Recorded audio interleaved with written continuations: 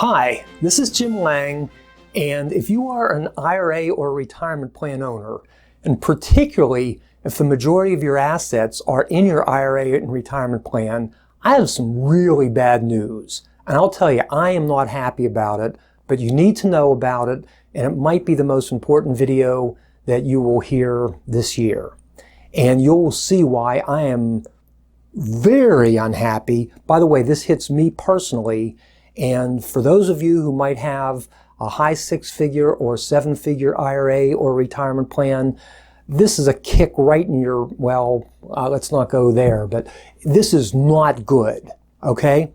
So, on May 23rd, the House of Representatives, in an overwhelming vote, so by the way, we can't blame just Democrats or just Republicans, we have to blame both of them. In an overwhelming vote, they voted 417-3 to, in effect, kill the Stretch IRA. So what is this? What is the implications to you? So first, they put a nice, pretty bow around it. It's like putting a bow on a pig and calling them beautiful. So they put this bow and they called it the Secure Act, like this is going to be a good thing for you. And they put in a couple little goodies. Well, guess what? You're not going to have to pay tax on your minimum required distribution until you're 72 instead of 70. Isn't that cool? Well, yeah, that's kind of nice. And we're going to make it a little bit easier for businesses to set up and maintain a retirement plan. Is that nice? Well, it's probably more relevant if you're 30, but yeah, it's not bad. But people are not concentrating on, let's call it the fine points of this act, which I really think is an affront to people who have worked hard, paid their taxes, put money in a retirement plan, accumulated money in a retirement plan, have basically planned, given the set of rules that they could pass money to their children or grandchildren in a very tax-favored manner. Then, late in the game, and particularly for, let's say, if you're in your 60s or 70s, we're talking about late in the game, regarding the, let's say, life of your IRA, particularly if you started when you were in your 20s or 30s, late in the game, Congress says, no, we want to change the rules. We're basically going to somehow make up for all the millions and billions of dollars that we gave to all these multimillionaires and billionaires, and we're going to tax the children of middle-class IRA owners who have played by the rules and have relied on the rules the whole time. So this idea that this is an enhancement for IRA and retirement plan owners, no, don't believe that at all. And if you want some proof and you want some numbers, I will do that. Okay, so let's assume for discussion's sake, and we'll just use a nice round number like $1 million, that you and your spouse die with $1 million in your IRA or your retirement plan, and you leave the money to your children equally, or to simplify life, to, let's say, one child who is now going to get this new asset called an inherited IRA, okay? So now the child, remember, nobody's paid income tax on this money. So now you have this child who gets this new asset called an inherited IRA. They are not allowed to, under the, let's say, or what they don't want to do, is pay income tax on the whole thing immediately.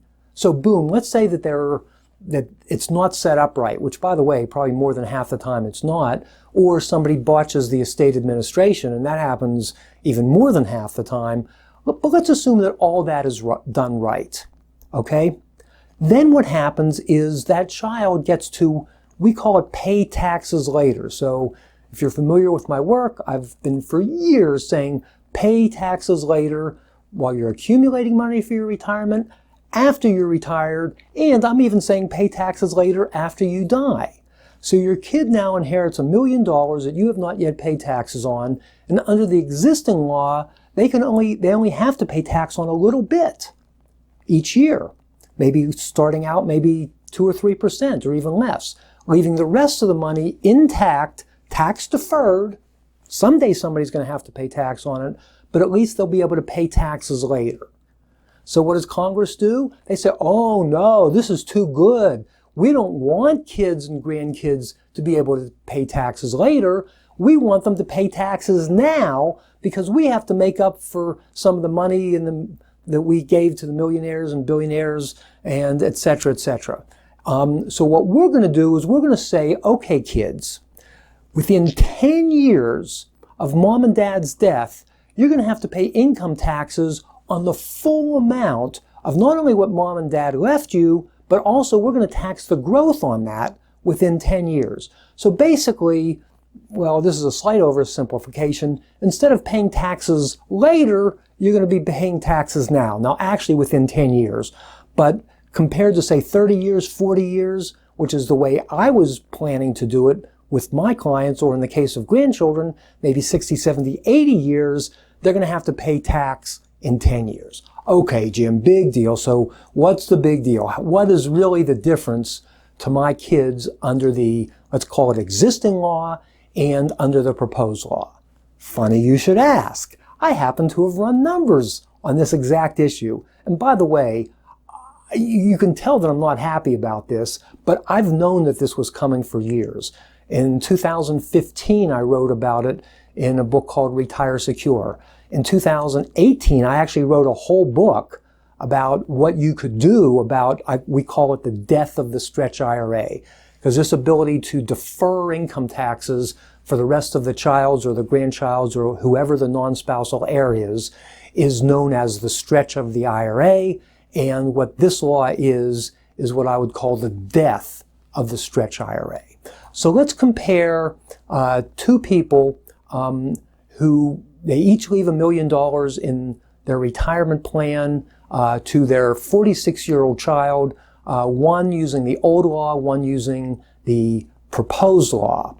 And there should be a slide in front of you, and the green or the upper line on the graph shows the trajectory of your child given the existing law. So you die with $1 million in an IRA, your child or 46-year-old beneficiary gets to stretch or defer most of the taxes on the IRA over their lifetime, and given certain reasonable spending and tax rates and et cetera, that child, 40 years after you die, remember you only died with $1 million, and the child's spending money along the way, they will have $2 million. So this is a great way and has been a great way to secure the financial security of your child or children. Now, Congress comes along and says, no, we don't want your kids to be that well off. We don't care that you worked your butt off for all these years. You socked money in retirement plans. You sacrificed to put more money in retirement plans, knowing that at your death, your kids were going to be able to get this tax-favored vehicle called the Stretch IRA. No, says the House of Representatives. We want that taxes on that money, and we want it, well, if maybe not this minute, we want it within 10 years right after you die. So let's compare how the beneficiary would fare with that compared to how the beneficiary would fare under the existing law.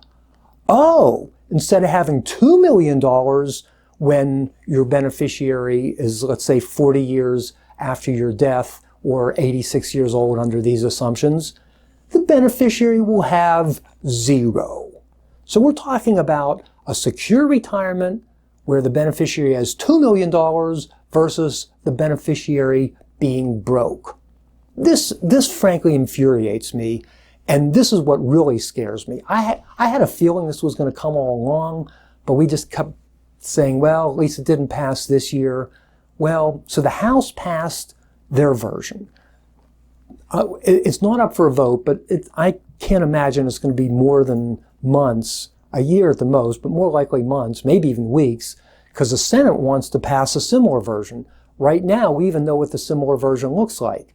It's going to say, okay, in a way, we're going to be even more draconian than the House. It's going to have to pass, you're going to have to pay the income taxes on the IRA within 5 years instead of 10 years, which is even worse. On the other hand, the one good thing about the Senate version is that there will be a $400,000 exemption or exclusion. So that'll be at least some benefit. Then what's going to happen, at least what has typically happened with legislation with the House and the Senate is there will be a committee to hammer out the differences.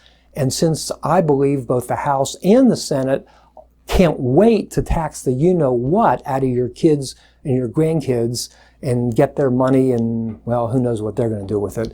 But anyway, they're going to get that money, they're going to spend it, it's not going to go to your family, and they're going to figure out some compromise. I do believe that President Trump will sign this, and your family, particularly if you don't do any proactive planning, is going to be a lot worse off. So I have written about this before. There are some things that you can do, and we will explore those things in a subsequent video. But the first thing is you should know this is not a good thing, and you should not just take this passively. If you want, you can try to fight City Hall and try to get them to change it. In fact, I actually set up a website, and we did a petition, and we sent it to the senators, and, well, they didn't care. They said, well, thank you very much, Jim, for your petition, but we're going to vote 417 to 3 to do exactly what you said you didn't want us to do. So you could go that route, and I'm not saying that that's a bad way to go, and you can still get on that website and Facebook page, but probably the more practical thing to do is say, okay, this thing is coming. It's like a tsunami. We have a little bit of time before the tsunami hits. What the heck should we be doing now? And that, again, is going to be the emphasis of additional blogs, workshops, ultimately a book, and even subsequent videos. So don't take this lying down. Don't say, oh, that was a good, useful piece of information. Now I think I'll go back to the next post, which is watching cute cats or dogs or whatever else you guys do. Say, oh my goodness, this thing is serious. They're going to literally steal or confiscate a large percentage of my wealth after I die in a way that will be very disadvantageous for my family. What can I do about it? What should I do about it? And then take appropriate action. Thank you. So, what can retirement plan owners do now to respond to these impending changes?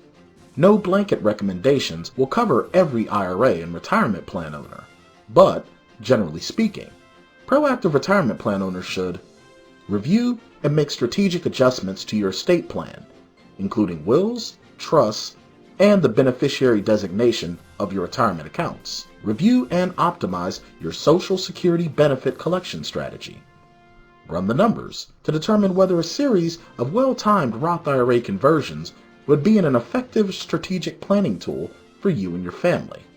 If you are interested in engaging Jim and the retirement and estate planning experts at Lange Financial Group to conduct this kind of review and analysis for you, click the link to the right or call 1-800-387-1129 to schedule and to learn more about the comprehensive services we have to offer.